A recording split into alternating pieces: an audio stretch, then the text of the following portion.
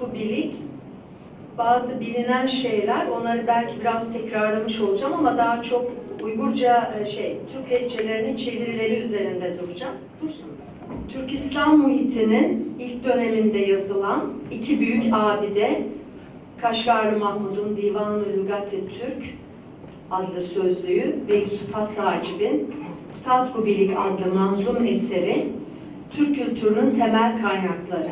Her iki eser de İslami muhitteki Türk halklarının sosyal ve siyasi yapısıyla ilgili zengin bir malzeme sunuyor bize. Kutat Kubilik kelime olarak mutlu olma bilgisi, terim olarak siyaset bilgisi anlamına gelir. Bu eserin girişinde, mensur bölümde açık bir şekilde ifade ediliyor. İşte Çinliler, Maşrıklılar, İranlılar ve Turanlıların eseri adlandırmaları, işte Edebil Mülük, Ayeni Ünül Memleke, Zinetül Mera, Şehname-i Türki, Pendame-i Mülük ve Kutat Kubilik. Bugünkü siyaset bilimi kavramına karşılık gelir. Kutat Kubilik, evet bazı bölümleri geçeceğim.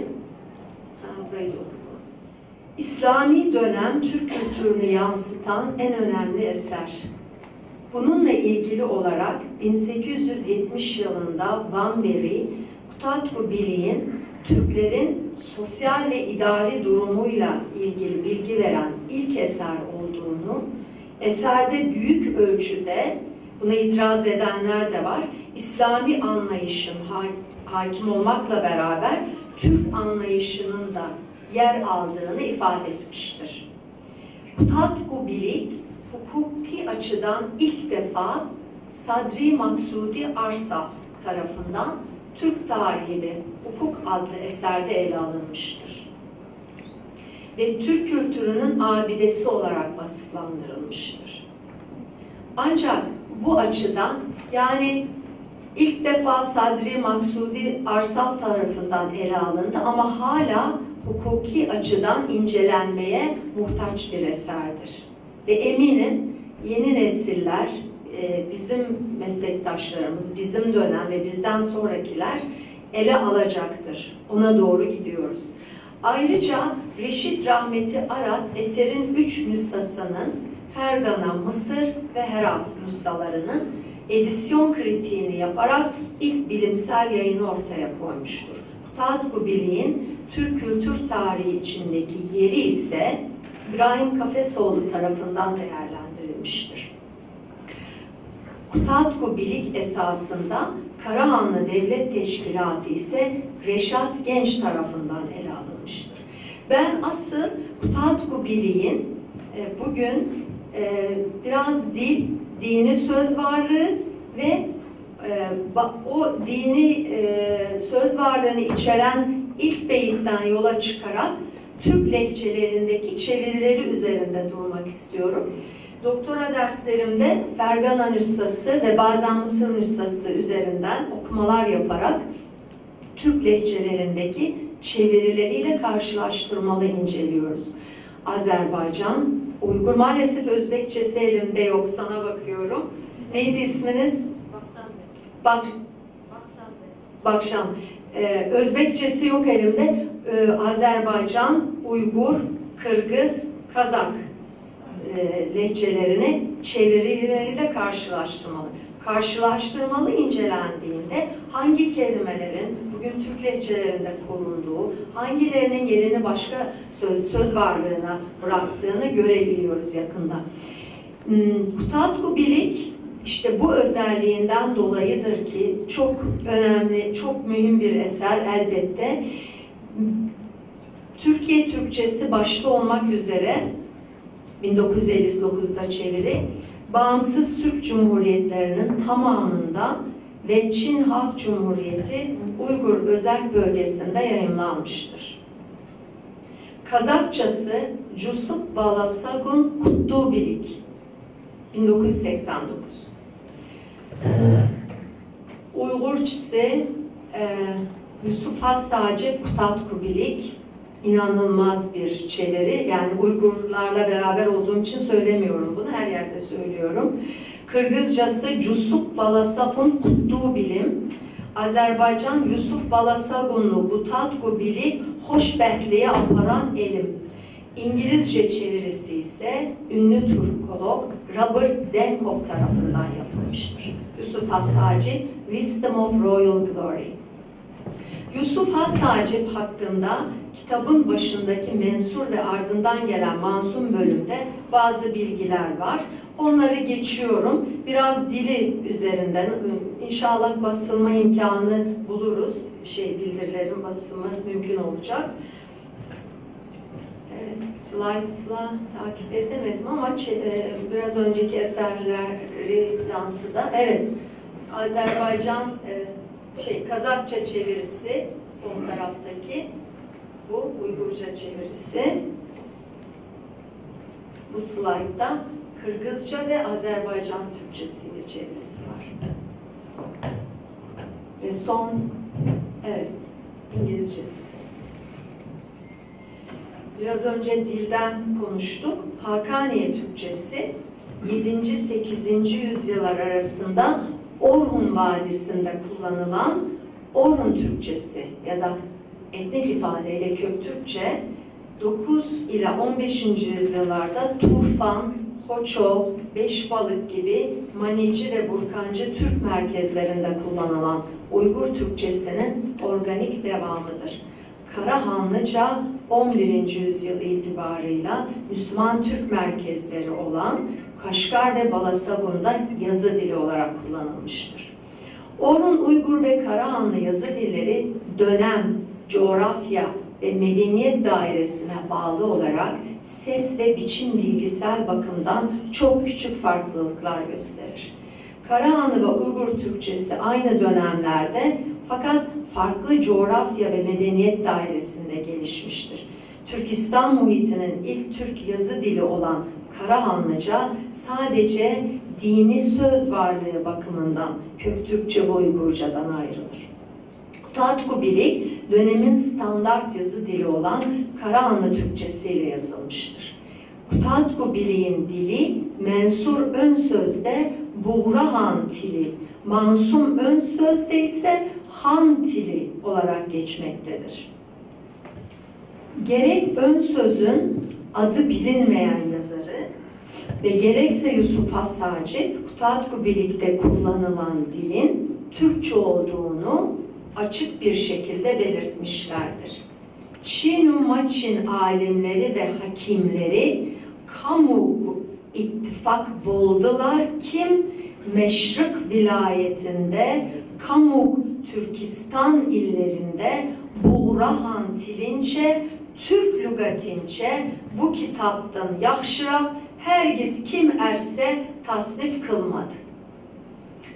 Evet, aktarması Çin Maçin alim ve bilgeler hepsi ittifak ettiler ki Doğu vilayetinde ve bütün Türkistan memleketlerinde Buğrahan dilinde ve Türk dilinde bu kitaptan daha iyisini asla kimse yazmadı. Bizim ortak yazı dilimiz Türk dili olarak Kutatku Bilik'teki onlarca beyitte geçiyor. Bir beyit var burada. Ne gütertir eşit hem de Türkçe mesel başında keçürmüş bu kökçin sakal.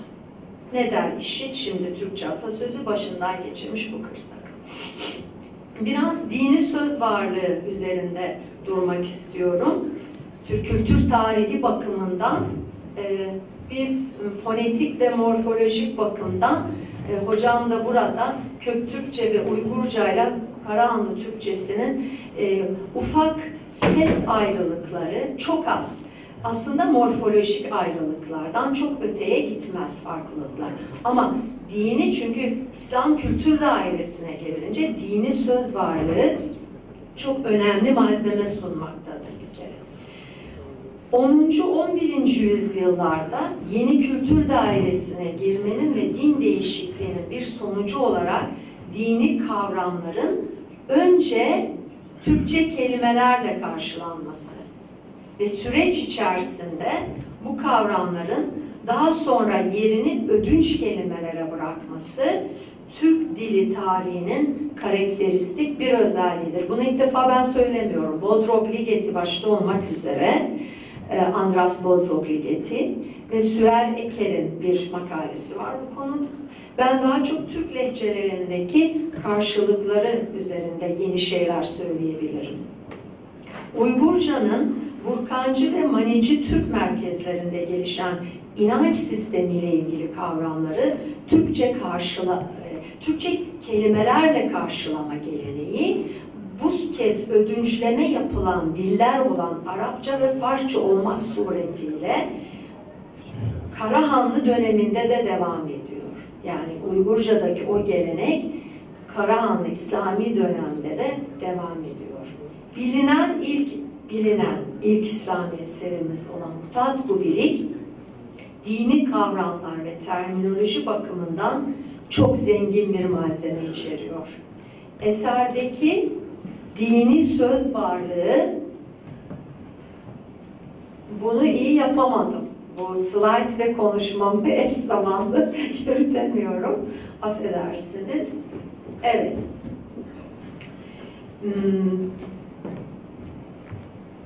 Dini söz varlığı iki kategoride ele alınabilir. Birincisi, İslami terimlere karşılık geliştirilen Türkçe dini terminoloji. İkincisi ise dini dönüşümle birlikte Arapça ve Farsçadan giren söz varlığı, dini söz varlığı. Mutat-ı Bilik'teki Türkçe dini terimlerin aynı dönemde yapılan Ryland satır arası Kur'an tercümesi ile ortaklık göstermesinden hareketle Karahanlı döneminde standartlaşmış bir dini söz varlığından söz edilebilir. Bu önemli. Standart bir dini söz varlığı var. Ancak ilk dönem metinlerinde Türkçe konusundaki bu hassasiyet daha sonra yazılan eserlere yansımamış. 200 yıl zarfında bu terminoloji yerini Arapça ve Farsça. Yani önce anlamı alıp Yusuf sadece Kur'an-ı Kerim'i çok iyi biliyor. Önce anlamı alıyor. İşte törütgen, igitgen, keçürgen diyor. Sonra kelimenin kendisi sonra geliyor dilimize. Besmele, şeyleri geçiyorum, öbür bilgileri. Okla gidiyor. Bunlar işte yeni yayınlar. Gitmiyor şimdi. Evet. Tamam. Ben şimdi kendim şeyden devam edeceğim. Onları almadım zaten. Yetiştiremedim. Besmele ve İslami Türk Edebiyatı'nın bilinen ilk tevhid ve münacat örneği olan Tanrı'ya övgü bölümü, yukarıda bahsettiğim Türkçe dini terminoloji için mühim örnekler sunuyor. Besmele'de geçen Türkçe dini terimler, evet biraz önce söyledim, Süher Eker tarafından ele alındı. Ben burada bir beyit ele aldım, sözü uzatmadım ama yayıma hazırlarken bu dini söz varlığını yansıtan daha fazla beyit üzerinde değerlendirme yapmayı düşünüyorum. İlk beyit olan bayat atı birle, Karahanlı Türkçesiyle, sözük başladım, törütgen, igitgen, keçürgen idim. Evet. Hem Fergana nüshası hem transkripsiyon hem Türkçe'ye çevirisi var. Azerbaycan Türkçesiyle Tanrı'nın adı ile söze başladım. O yaradan, yetiren ve keçüren Rabbimdir diyor. Uygurcasını dinleyelim. Huda atı birle sözüm başladım. Töreltken, östürgen, keçürgen izim. İdi kelimesi. Şimdi Kırgızcasını okuyacağım. Men sözümdü başladım Kudayım dep, Caratkandın calgası amri köp. Kazakçası Allah atı men ayttım sözdün elibin, Carılkagan caratkan bir tenrim. Bir kere çevirilerde Ramiz Asker, Azerbaycan, hep askerler çevirmiş. Asker Egibayev, Kazakçası. Kırgızcası, Uygurcasını kim çevirdi? Şimdi Uygur karındaşlarım gel surat versin. Kim çevirdi desem ne diyecekler acaba? Sorayım mı Halimcan Bey? Hakkım var değil mi bunu sormaya? Buyurun. Uygurcasını kim tercüme kıldı? Bravo. Kim? Sadece Abdurrahim Ötküremez. Ahmet Ziyayi. Bu önemli. Şimdi çevirileri okuduğunuzda bu fark o kadar belli oluyor ki. Neden? Çünkü Uygurcasını şairler çevirdi. Abdurrahim Ötkür gibi ve Ahmet Ziyayi gibi yurt el için tartkan elemli şahlık takdige kıyas etkülük nasıldı? Halk yoludaki bir minut kaybı bin yıllık rahat için yetkülük diyen Ahmet Ziyayi çevirdi, tercüme kıldı. Ve Abdurrahim Ötkür. Evet, bundan sonra belki Kırgızcanın, Kazakçanın çevirileri belki yeniden yapılacak. Çünkü metinden biraz uzaklaşılmış o çevirilerde ama Uygurcası orijinal Fergana nüshasındaki anlamı ve kelimeleri koruyarak yapılmıştır. İşte beyte baktığımızda izli kelimesini yani bizim Köktürk Uygur dönemindeki idi, sahip. O zaman normal anlamında sahip. Ama İslami dönemle birlikte idi sahip anlamını korurken Rab önce Yusuf As-Sacip şeyi koruyor, idiyi. Tabi Rab kelimesi sonra giriyor. Mesela Kutatku birlikte ne Allah adı geçer, ne Rab adı geçer. Halık geçiyor mu? Yok, geçmiyor. Allah adı da geçmiyor. Hep önce anlam aktarması olan kelimeler geçiyor. Törütgen, igitgen, keçürgen, idi, bayat geçiyor. Allah'ın kadim sıfatı olan bayat, Allah'ın muktedir, her şeye muktedir olan sıfatını bildiren ugan geçer. İdi geçer, Rab karşılığı sahip anlamındaki. Bir kelime daha var. Ugan, şimdi onu söyleyeceğim. Menü var, ebedi, mutsuz var. Muhtaç olmayan, ihtiyacı yok, hiçbir şeye ihtiyacı yok. Ugan, keçürgen, igitgen sıfatları geçiyor. Şimdi Uygurca çevirisine baktığımızda evet bayat sıfatı Allah'ın bu korunmamış. Hiçbir Türk lehçesinde bayat adı geçmiyor. Sadece bugün Türkiye Türkçesinde bayat dediğimiz zaman ama hep nimet için kullanırız. Bayat ekmek, bayat yemek. Bayat kitap demeyiz. Bayat başka bir şey değil. Korumamışız. Uygurca'da evet töreltgen korunuyor. İgitgen yerine östürgen, keçürgen. Yani Kazakça'da da böyle. Huday keşirimli. Uygurca'da huda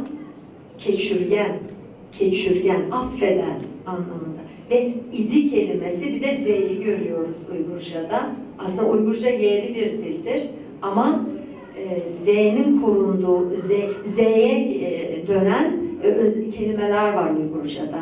İzgi var mesela, edgü kelimesi. Değil mi Halimcan Bey? İzgi var, izi var burada da öyle. Sahip anlamında. Bu bakımdan benim buradaki tezim Tatkubiliğin Türk lehçelerindeki çevirileri karşılaştırmalı olarak ele alınmalı ve sonuç olarak şunları söyleyeceğim. Gerek muhteva, gerekse söz varlığı bakımından Türk kültür tarihinin temel kaynağı olan Tatkubilik, tarihsel, karşılaştırmalı incelemelerle, bu lehçelerdeki çevirileriyle bununla ilgili çalışmalar daha ileri seviyeye götürülmeli. Yapılmadı demeyeceğim. Ben olumsuz konuşmayı çok sevmiyorum. Bunu yapmadık, etmedik, yapamadık değil, yapılmalı ve daha ileri seviyeye götürülmelidir. Gerek kuzey-batı, hocamın dediği gibi sadece Kazak-Kırgız değil, İdil-Ural bölgesi, Tatar, Başkurt ve Batı Kıpçak, Karay, Kumuk, Nogay, Karaçay, Mankar, onları da içine alan Kıpçak yazı dilleri ve Karluk, o Nevai'nin dilinin devamı olan güzel Özbekçe ve Uygurca çevirileriyle tekrar karşılaştırmalı, incelenmeli ve bu dini söz varlığının anlam ödünçlemeleri ya da yerini Arapça Farsça kelimelere nasıl bıraktı karşılaştırmalı olarak ele alınmalıdır ve bu anlamda pek çok örnek ortaya çıkacaktır. Beni sabırla dinlediğiniz için hepinizi selam ve teşekkür ediyorum. Sağ olun.